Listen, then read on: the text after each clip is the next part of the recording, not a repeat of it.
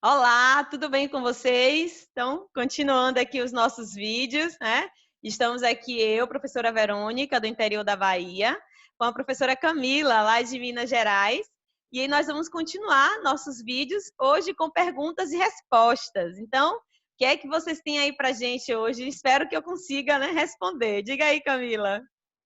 Oi, professora.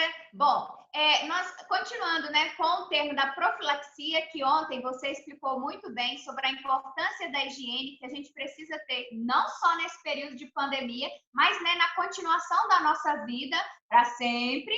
A pergunta que segue, a primeira pergunta seria a respeito da máscara. Qualquer máscara que pode ser utilizada, tem muita gente vendendo, tem um certo tipo de padrão, e a partir de qual idade se utiliza a máscara? Pronto. Essas perguntas, elas constam, né? A resposta constam lá no site da Organização Mundial da Saúde. E lá no site diz que a criança, para usar máscara, ela tem que ter a partir dos 3 anos. Então, menos que isso, ela não consegue, né, utilizar a máscara adequadamente. E a máscara ela tem sim um requisito que ela precisa ser de algodão, do tecido, tá? Então, ela pode ser de bichinho, pode ter figuras, enfim. Mas o tecido tem que ser 100% algodão. A máscara precisa ser dupla, ou seja, precisa ser 2 tecidos. E se for uma máscara que você vai utilizar o dia inteiro na rua, ou seja, passar mais de 2 horas com ela precisa ter no meio desses 2 tecidos um filtro, que a gente chama aí do material de TNT de 80 gramatura. Então, esse filtro, né, a cada 2 horas você vai trocar.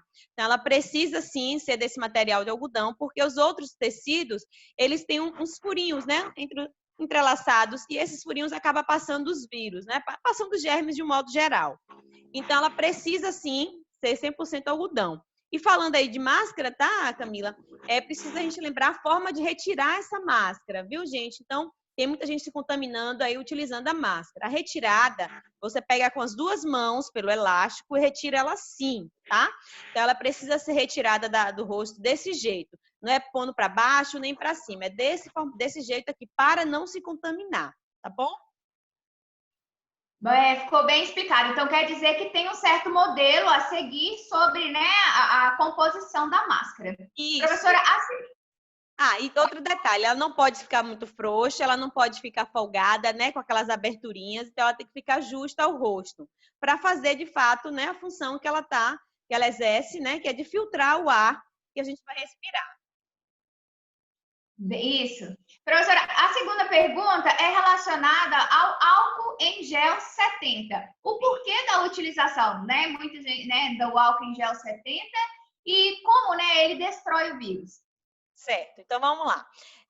O álcool, por que o nome álcool a 70? Primeira coisa, 70 quer dizer que ele tem, né, 7 partes de álcool e 3 partes de água. Então, ele é uma diluição feita em laboratório.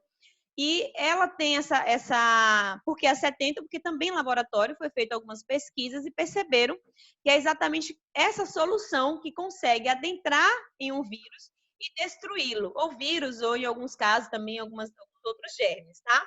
Então, a 70 é por isso. Menos que isso, ele não tem tanta eficácia, e mais que isso, ele evapora, porque o álcool tem essa característica, certo? Então, a 70 é por conta desse poder de destruição que é maior. E o em gel, porque a gelatina, né, a substância gelatinosa, ela funciona como se estivesse segurando esse vírus. Então, ela segura o vírus, né, retém ele paradinho, e isso facilita com que a água adentre, né, nesse vírus junto com o álcool. Então, o gel ele tem um plus a mais.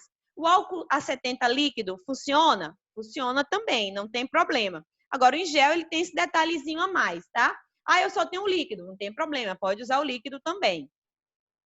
Aí, então, a nossa terceira pergunta acaba, né, relacionada também à questão da higiene. É assim, pelo que eu compreendo, a gente só utiliza, né, o álcool 70 se a gente está fora de casa. Se a gente Sim. está dentro de casa, a prioridade é lavar sempre a mão com água e sabão. Aí a pergunta é relacionada a esse sabão. Que tipo de sabão? É o sabonete? É o detergente? Tem algum tipo de sabão específico para lavarmos as mãos? Não, todos os sabões você pode usar sem problema nenhum. Tanto líquido quanto né, o barra, tem sabão também no formato de gel. Todos eles têm a mesma eficácia, porque o sabão, ele faz um processo químico que a gente chama de saponificação. Então, ele destrói as gorduras, né? Ele retém, segura essas camadinhas de gordura e destrói. Então, o vírus, né, do coronavírus, ele tem essa camada de gordura e o sabão faz exatamente isso. Então, ao destruir essa camada de gordura do vírus, ele perde totalmente a sua potencialidade, né, de destruir, de causar doença. Então, pode-se usar qualquer tipo de sabão de banho, sabão líquido para as mãos, não importa qual seja ele. O necessário é usar, né, uma grande quantidade, fazer aquela espuma, então lavar as mãos da forma adequada, para que de fato, né, tenha essa eficácia. 20 segundinhos aí, ó, esfregando as mãozinhas e depois enxaguar com água corrente. Olha, agora eu compreendi melhor. Professora, ficou mais alguma pergunta para a gente responder hoje? Ou para você responder hoje? Temos sim, temos a pergunta de Ana. Ana, né, enviou uma pergunta para a gente.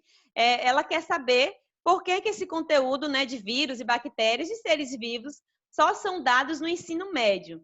E aí, Ana, eu não sei exatamente como é que foi, né, o Fundamental 2 seu, né, como foi que você estudou, mas esses conteúdos, eles constam sim, tanto no Fundamental 2, na série 7º ano, que era a antiga 6ª série, como consta também no Fundamental 1, que é no 3º ano, lá dos pequenininhos, certo? Então, esse conteúdo, ele consta, ele está lá, né, na BNCC, e estava também nos documentos mais antigos. Então, se você não teve esse assunto, né, a gente precisa entender o porquê. E também é necessário, para além disso, explicar que o professor, ele tem essa autonomia, né, de escolher o assunto, a depender, ele tem essa capacidade, né, acadêmica, de entender que naquela região, naquela localidade, o conteúdo não tem um contexto, ou o conteúdo será, né, não desnecessário, mas não trará tantos benefícios, enfim. O professor tem essa autonomia de escolha, mas ele está lá, sim, na BNCC. Se for geralmente em escola pública, às vezes tem as questões de greve, né, e não dá tempo de dar todos os conteúdos, mas ele consta, sim, viu, Ana? E aí, então, se você não teve, ou tem algum filho que está estudando e não teve, é interessante você ir na escola, né? Procurar saber do professor qual a situação, essa conversa, essa parceria escola e casa, né? Escola e família, ela é super importante. Ficou explicado. Professora, mais uma vez, muito obrigada pela parceria. Um abraço de Minas Gerais e estamos por aí. Pronto, um abraço daqui também da Bahia, né? E estamos aí. Os próximos vídeos, né? Quem quiser vai dando aí sugestões que nós estamos aqui. Beijos calorosos. Igualmente.